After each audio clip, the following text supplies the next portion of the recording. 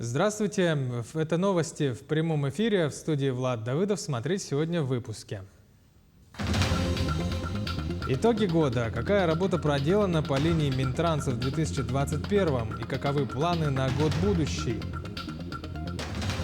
Одаренный ребенок. В Якутии продолжается деятельность по внедрению программы междисциплинарного обучения. Какая организована работа?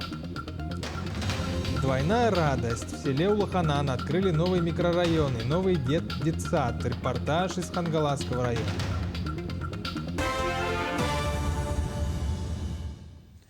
Глава Якутии Айсен Николаев провел рабочую встречу с министром по развитию Дальнего Востока и Арктики с Алексеем Чекунковым. Во время встречи были обсуждены вопросы развития и модернизации социальной инфраструктуры республики в рамках реализации единой дальневосточной субсидии, а также старт программы подготовки управленческой команды для Дальнего Востока и Арктики под названием «Муравьев-Амурский-2030». Итоги работы за 2021 год подвели в Министерстве транспорта республики. Так, в Якутии построили более 500 километров дорог за год, из них 280 по нацпроекту «Безопасные и качественные дороги». Рекордное количество полотна обновили и в столице, это 48 километров.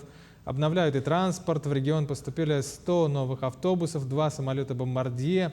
Ну а на следующий год планы не менее грандиозные. Начнется возведение моста через Вилюй, первому из 4 планируемых переходов через эту реку. Также в планах начать основной этап строительства Ленского моста. Сейчас там уже идут подготовительные работы.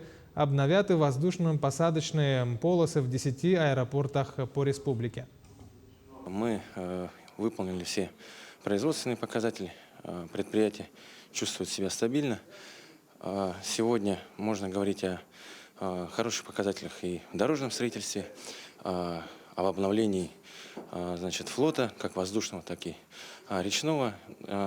Есть определенные победы и в пассажирских перевозках. На следующий год планы – это, безусловно, изменение механизмов субсидирования на перевозках, такие структурные, системные меры, которые в дальнейшем позволят нам, безусловно, улучшить качество инфраструктуры транспортной. 5 школ Амгинского района стали участниками федерального проекта под названием «Цифровая образовательная среда». Таким образом, в Амгинской школе номер 1 состоялось торжественное открытие кабинета. Цифровая образовательная среда представляет собой совокупность условий, созданных для реализации образовательных программ с применением электронного обучения и дистанционных образовательных технологий. В рамках цифровой образовательной среды Амгинской СОЖ предоставлены информационные и технологические средства, которые могут обеспечить освоение образовательных программ в полном объеме, независимо от местонахождения обучающихся. Нам предоставили 33 ноутбука и 1 МФУ. То есть, получается, у нас будет много возможностей, больше возможностей, чем было раньше. Да? И мы очень надеемся, что с помощью этого кабинета наши учащиеся будут более заинтересованы еще, будут активными в разных олимпиадах, научно-практических конференциях. Участниками федерального проекта «Цифровая образовательная среда» стали и несколько школ Алекминского района. Подробнее наш корреспондент. Более 30 ноутбуков пополнили материально-техническую базу в районной гимназии «Эврика». Чтобы наши дети учились в современных, безопасных условиях, чтобы учителя провели уроки на самом современном оборудовании. И поэтому сегодня силами всех школ, муниципальных образований, ну и благодаря, конечно, национальному проекту образования, мы сегодня открываем эти центры. В единый день открытия пространства «Цифровая образовательная среда» ребята, главная целевая аудитория, смогли опробовать новые ноутбуки. У нас, кстати, классы большие, так скажем. Из-за этого много компьютеров не занимались, из-за этого многие, какая-то часть работает за компьютерами, какая-то часть за партами. Из-за этого не хватает просто мест. И получается, образование получает, в меньшей мере, так скажем.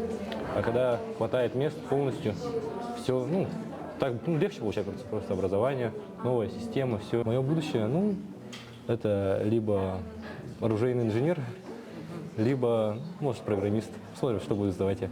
Либо профиль, профиль математику однозначно сдаю, либо физику, либо информатику, что-то будет между этими. Тем более тогда тебе это... Да, это мне надо. В Алекминском районе проект реализован в 5 школах. Первая Нерюктянская, Санихтатская школа, районная гимназия Эврика, вторая школа и Абагинская средняя общеобразовательная. Собственно, ряд проектов и программ уже используются в гимназии. Другое дело, возможности как ребят, так и педагогов значительно расширяются. Ребята более мобильно будут передвигаться с этими ноутбуками. То есть они там не будут прикреплены именно к кабинету информатики, могут с этими ноутбуками перемещаться, допустим, по другим кабинетам. И вот эти именно технологии цифровые, они будут еще дальше развиваться. То есть они их будут использовать, и учителя их будут использовать на уроках. То есть вот то, что мы сейчас работаем на платформе Сферум, допустим. Елена Фаст, Максим Копылов, Алекминск. В Якутии продолжается работа по внедрению программы междисциплинарного обучения «Одаренный ребенок». В ее рамках занятия проходят в малых группах в неформальной обстановке. Программа направлена на создание эффективной и результативной модели образовательной среды, рассказывает Власий Сергеев. Программа «Одаренный ребенок» разработана ведущим научным сотрудником Российской академии образования Натальей Шумаковой и реализуется в рамках лаборатории детства целевого фонда будущих поколений. Целью занятий является выявление, поддержка и развитие таланта детей. У каждого ребенка есть талант, он одарен в чем-либо. И вот суть данной программы – развивать одаренность каждого ребенка. Обучаясь по данной программе, ребенок внедряется в междисциплинарное направление, углубляясь отдельно по различным предметам, наукам, направлениям, будь то музыка, будь то спорт. И по этому направлению ребенок открывает свои таланты. Междисциплинарное обобщение позволяет эффективно интегрировать изучение тем из различных дисциплин. На таком уроке нет конкретной предметной направленности. Работа идет в малых группах, а роли распределяются сразу, потому что на этапе обмена информацией выступает каждый ученик. Они учатся слушать друг друга, контролировать. Значит, появляется у детей уверенность. Конечно же, в конце занятия это важный этап рефлексии, то есть дети выходят перед аудиторией, и это, конечно же, их учит выступать перед всем классом, и дети учатся друг у друга. Положительный эффект от занятий замечают и родители. По их словам, дети благодаря работе в таком формате улучшили навыки общения. Нам очень нравится. Ребенок учится с сентября, более открытая стала и уверенная в себе.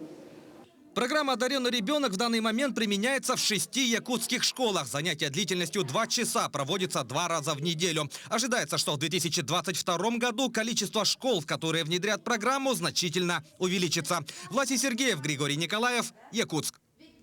Сразу 2 радостных события сегодня отметили в селе Улуханан Хангаласского района: открытие нового жилого микрорайона Чачир и ввод в эксплуатацию нового здания детского сада на 90 мест. И микрорайон и детсад построен по линии Минсельхоза. Репортаж Виолетты Засимовой. Микрорайон Чачир, предназначенный для работников сельского хозяйства и социальной сферы, начали застраивать жильем в 2019 году в рамках госпрограммы «Комплексное развитие сельских территорий». Под жилье здесь выделили 50 участков. Пока что отстроено около 10 домов, проложен асфальт и проведен газ. Одно из первых новоселий на территории микрорайона справила многодетная семья Габышевых. Они переехали в свой двухэтажный дом осенью 2019 года. 70% затрат на строительство жилья возместило государство, 30% оплатили они сами. Раньше мы снимали дом, но она была с печным отоплением. Там постоянно надо печку топить, дровами топилось. А сейчас вот хорошо, газ. И как бы все дом благоустроенный, так что если все дома есть. Микрорайон Чичир потихоньку становится сердцем Наслега, ведь на его территории возвели новое здание детского сада Кымчан. Ранее сельские малыши вынуждены были посещать старый деревянный детсад, который построили более 50 лет назад. Я сначала водила туда своих детей, потом сейчас ходят мои внуки. И старое здание, конечно, оно было приспособленным зданием, деревянный. Потом оно, значит, в аварийное состояние пришло. И мы так долго ждали постройку этого нового здания. И вот, наконец, дождались. Новый детский сад также построили в рамках программы «Комплексное развитие сельских территорий» по мероприятию «Современный облик сельских территорий». Двухэтажное здание площадью более 1400 квадратных метров состоит из следующих помещений. В нашем новом здании имеется 5 групп, отдельная прачечная, отдельный медицинский кабинет, пищеблок, кабинеты заведующей и для методического объединения, актовый зал, прогулочная есть. Так, на территории детского сада у нас есть детская площадка. Последний месяц текущего года выдался для жителей села Улаханан более чем насыщенным. Помимо нового микрорайона и детского сада, на прошлой неделе здесь ввели в строй новое здание врачебной амбулатории. Виолетта Засимова, Федор Тарасов, Хангаласский улус. Спорткомплекс «Парус» имени первого олимпийского чемпиона Тимира Пенигина в Нижнем Бестяке Мегино-Кангаласского района работает по двум направлениям. Детская и юношеская спортивная школа Олимпийского резерва имеет 2 отделения спортивной борьбы и волейбола. Школа имеет 6 филиалов по Улусу. По спортивной и массовой работе в спорткомплексе «Парус» работают 3 методиста, спортинструктор, администратор, тренер по залу. По массовой работе имеются тренажерные, фитнес и универсальные залы и бассейн. Комплекс работает с 7 часов утра до 10 вечера. В этом году в селе Тумул открылось еще одно отделение по спортивной борьбе. К радости надо сказать, что в этом году у нас один воспитанник, это Стас Свиновоев, стал чемпионом России по вольной борьбе. И, как вы знаете, по юниорам, и он стал призером чемпионата мира. И до этого были в нашей школе результаты. Это братья Капловы и Нургун Скрябин был призером чемпионата Европы. И призером был чемпионата Европы и был чемпионом международного очень престижного турнира Гран-при. Иван Ярыгин был чемпионом. Корреспонденты нашего телеканала следят за развитием событий. Итоги дня подведем в 20:00 на канале Якутия 24. Оставайтесь с нами.